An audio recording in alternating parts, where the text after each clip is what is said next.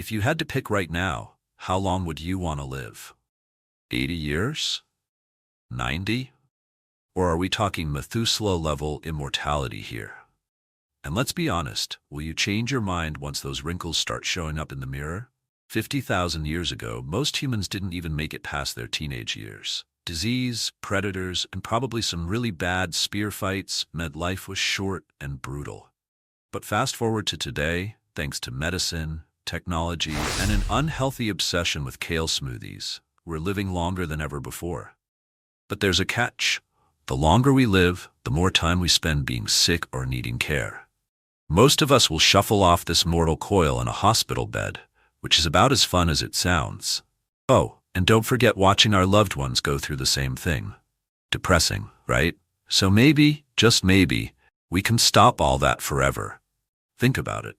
What if aging wasn't inevitable? What if instead of slowing down and falling apart, we could stay strong, sharp, and spry well into what we currently consider old age? It sounds like a pipe dream, but scientists are closer than ever to making it a reality.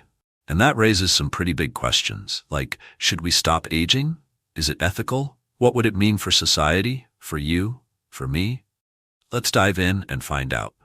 Here's the big idea. Instead of treating every little ailment one by one, like cancer, Alzheimer's, or that weird knee pain we all pretend isn't happening, why not tackle the root cause of all these problems? Aging itself. Think about it. Aging isn't caused by biology alone. It's physics messing with us. It's like owning a car. Parts wear out from friction, metal rusts, filters clog, rubber cracks. You get the picture. Our bodies face trillions of tiny physical assaults every day, from oxygen radicals, sunlight, and even our own metabolism. Sure, our bodies have repair mechanisms, but over time they slack off. Like that lazy roommate who promises to clean the bathroom next week. In our prime, our cells are like superheroes, fixing DNA damage, clearing out junk, and keeping everything running smoothly. But as time goes on, they start slacking off. They show up late to work, forget their tools, and eventually call in sick altogether. Before you know it, your bones feel brittle, your muscles shrink faster than your bank account after Black Friday, and your immune system is basically useless against anything stronger than a common cold. And it's not just the big stuff either. The little things add up too. Your skin starts sagging, your hair turns gray, or worse, falls out entirely, and suddenly you need reading glasses just to see what you're eating. It's like your body is slowly betraying you, piece by piece, until you're left wondering where all the good times went. And then the dominoes fall. Bones weaken, muscles shrink, skin sags, and our immune systems become basically useless against anything stronger than a common cold. Your memory fades faster than last week's grocery list, and your senses dim like someone turned down the volume on life. There's no such thing as dying of old age. What happens is that eventually, something critical breaks. Your ticker gives out, your lungs call it quits, or your brain decides it's done playing along. The older we get, the frailer we become until disease takes its victory lap. Oh, and did I mention the bill? Nearly half of all healthcare spending happens during the last decade of life. That's billions of dollars spent keeping worn-out parts functioning just a little bit longer.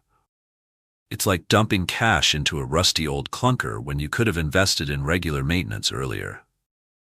But hey, nobody said aging was cheap. And let's not forget our friend Death, who's been patiently waiting in the wings this whole time. He doesn't care if you've got plans or unfinished business. He's got a schedule to keep. But what if we could tell him to take a hike? What if we could flip the script and say, not so fast, pal? But hold on to your anti-aging creams, folks. Behind the scenes, researchers are making jaw-dropping advances. For the first time ever, we're starting to understand how aging works. And better yet, how to slow it down, or maybe even stop it entirely. Imagine a world where aging isn't inevitable anymore, a world where science says, not today, death. This could happen during your lifetime. Crazy, huh? Scientists are exploring everything from gene editing to drugs that target zombie-like cells called senescent cells. These cells hang around causing trouble instead of dying properly. Researchers are also studying creatures like naked mole rats, which barely age at all, and certain jellyfish that can literally reverse their aging process. If nature can do it, why can't we?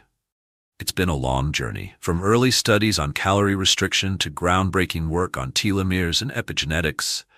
We've come a long way in understanding the mechanisms behind aging. And now, with tools like CRISPR and advanced biotechnology, we're closer than ever to manipulating these processes. The question isn't whether we can end aging, it's whether we should. Take poor Tithonus from Greek mythology. He was granted eternal life by Zeus because his girlfriend begged for it, but she forgot to ask for eternal youth. Oops. After centuries of nonstop aging, Tithonus ended up babbling nonsense, stuck in a perpetual prune-like existence. Talk about a cosmic oopsie. Humans have feared never-ending old age for thousands of years. But here's the twist. Ending aging doesn't mean dragging out frailty forever. If you wait too long, it's game over. Life extension isn't about keeping a 90-year-old alive indefinitely. By then, too much damage has already been done. No, the dream is stopping diseases before they strike, and with them, the whole concept of a fixed maximum lifespan. Could we push healthy living to 120? Maybe. Could we stop biological aging altogether? Possibly. Nobody knows yet what's truly possible. All we do know is that life extension is really just another word for medicine. Doctors aren't magicians. They're just trying to keep us alive and kicking for as long as possible. Of course, this raises some tricky questions. Who gets access to these technologies? Will they be affordable, or will they only be available to the wealthy elite? And what happens to society if people start living for hundreds of years? Will we run out of resources? Will relationships change?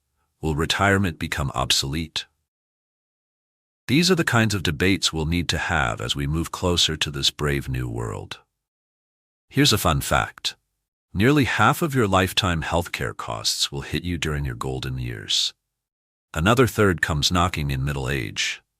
That's a lot of money spent patching up worn-out parts when prevention might have saved the day.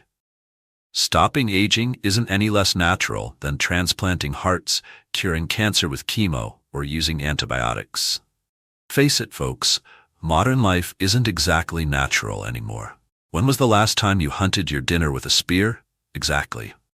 Let's talk about why so many people feel queasy about ending aging. Some think it's hubris, playing God, meddling with nature, yada yada. Others assume they'll want to kick the bucket once they hit a certain age. Sounds noble, sure, but ask yourself this. Wouldn't you rather keep playing outside a little longer if mom called you in during sunset? Life extension isn't about living forever. It's about squeezing every drop of joy out of life before bedtime rolls around. Life is like a summer evening. The sun dips low, casting long shadows and painting the sky in fiery hues. You're called inside, knowing bedtime awaits, but not before stealing a few more precious moments of play. Those extra minutes, the laughter shared, the cool grass beneath your feet, are what make life worth living. Ending aging is about giving everyone the chance to enjoy those moments for longer. Picture a world without disease, one where you and your loved ones stay healthy for 100, 200, or more years. How would that change things? Would we take better care of Earth, knowing we'd stick around longer? With centuries ahead, would we spend decades figuring out what we're truly passionate about? Would stress melt away, or would deadlines still haunt us? These are the questions we need to ask ourselves. So if you could choose right now, in perfect health, surrounded by friends and family, how long would you want to live? What does your ideal future look like? Ending aging may sound like science fiction, but it's closer than you think. Whether it's hubris or humanity's greatest achievement depends on how we approach it. So, what do you say? Are you ready to rewrite the rules of life? Or should we leave the Reaper waiting a little longer? Either way, the choice is yours.